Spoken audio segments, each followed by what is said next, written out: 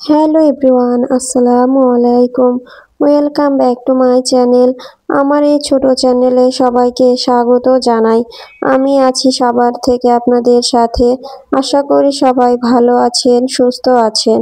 আমিও আলহামদুলিল্লাহ ভালো আছি। তো আমি ভোর 6:30 থেকে ভিডিওটা স্টার্ট করে দিয়েছি। তো গতকাল রাতে ঘুমানোর আগে আমি যে ফ্রিজ থেকে মাংসটা বের করে এভাবে রেখে দিয়েছিলাম। তো মাংস থেকে কিন্তু একদম বরফ ছেড়ে গেছে।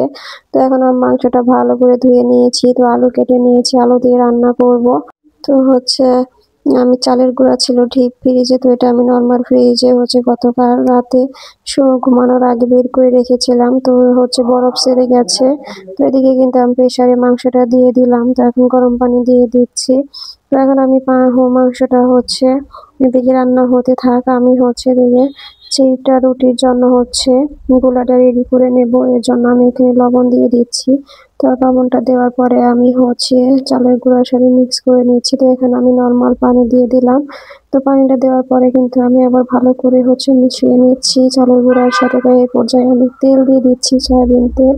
তো তেলটা দিলে কিন্তু আর নিচে লেগে যায় না, ভাজে একটু প্যানে ভাজবো, সে প্যানে আর তেল দিতে হবে না। আমি এখন চিটা রুটিটা বানিয়ে নেবো। এর জন্য আমি চুলায় প্যান বসিয়ে দিয়েছি। প্যানটা গরম হওয়ার পরে এখন আমি এভাবে ছিটিয়ে ছিটিয়ে দিয়ে দিচ্ছি প্যানে গুলাটা। তো এরকম চিটা রুটি কিন্তু এমন কোনো মানুষ নেই আমার মনে হয় তারা পছন্দ না করে। তো আমার বাসায় কিন্তু এটা সবাই পছন্দ করে, বিশেষ করে আমার হাজবেন্ড। তো তার জন্যই আজকে বিশেষ করে বানানো হচ্ছে। তো আমি এই যে দেখেন একদমই কিন্তু উঠে যাচ্ছে পিঠাটা। তো এটা কিন্তু খেতে অনেক ক্রিস্পি হয়। তো আমি একই প্রসেসে সবগুলো পিঠাই আমি এভাবে বানিয়ে নেব। তো এদিকে কিন্তু আমার মাংসটাও হয়ে গেছে। তো মাংসটা কিন্তু মাশাআল্লাহ অনেক খেতে ভালো হয়েছিল। তো এখন যে আমি সবগুলো চিটে রুটি ভেজে নিয়েছি। তো এখন খেতে দিয়ে দিব সবাইকে। তো আমরা খাওয়া দাওয়া শেষ করে চলে আসছি। তো এখানে দেখেন কতগুলো থালা বাসন জমে গেছে, এগুলো আমি ক্লিন করবো। তো তার আগে দেখেন চিটা রুটি ভাজার সময় এদিকে কি অবস্থা হয়েছে। তো গত ভিডিওতে আমার এক প্রিয় আপু কমেন্ট করেছিল যে আমার বাসা কোথায়। আমি আশা করছি আপু আপনি ভিডিওটি দেখবেন। তো আপনি কমেন্টের উত্তর দিয়ে দিচ্ছি। তো আমার বাসা টাঙ্গাইলে, হোম ডিস্ট্রিক্ট। তো আমি থাকি সাভারে, ঢাকা সাভার। তো আমি আমার হাজবেন্ডের চাকরির ক্ষেত্রেই সাভারে থাকতে হয়। তো এদিকে কিন্তু আপনাদের সাথে কথা বলতে বলতে আমি চুলা এদিকে ক্লিন করে নিচ্ছি।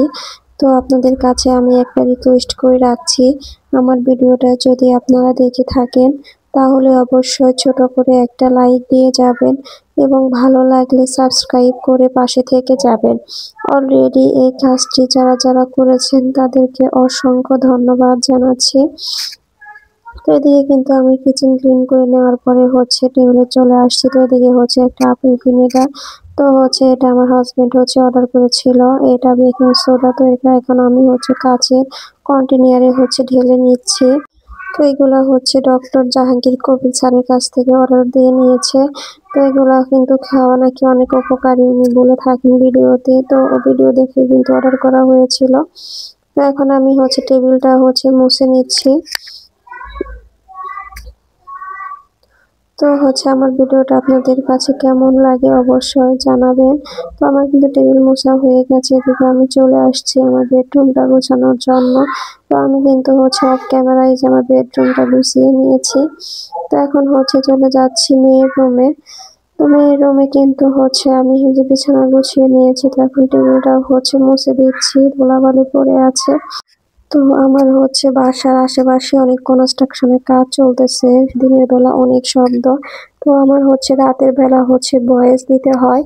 তার জন্য কিন্তু আমার ভয়েসটা একটু ভেঙে ভেঙে আসতেছে, তার জন্য আমি দুঃখিত। তো দিনের বেলা ভয়েস দিলে দেখা যায় যে শব্দ হয় ভয়েসে, তার জন্য আমার রাতের বেলা ভয়েস দিতে হয়। তো এদিকে আমি মেয়ের রুমটা ক্লিন করে দেওয়ার পরে এখন মশারিটা আমি বসিয়ে দিয়ে দিব। তো এদিকে চলে আসছে আমার মেয়েরা কিন্তু এই রুমই মানে বেশিরভাগ সময় তারা কাটায়। তো এখন এই রুমটা আমি গোছগাছ করে নেবো, একটু পরে খালা চলে আসবে।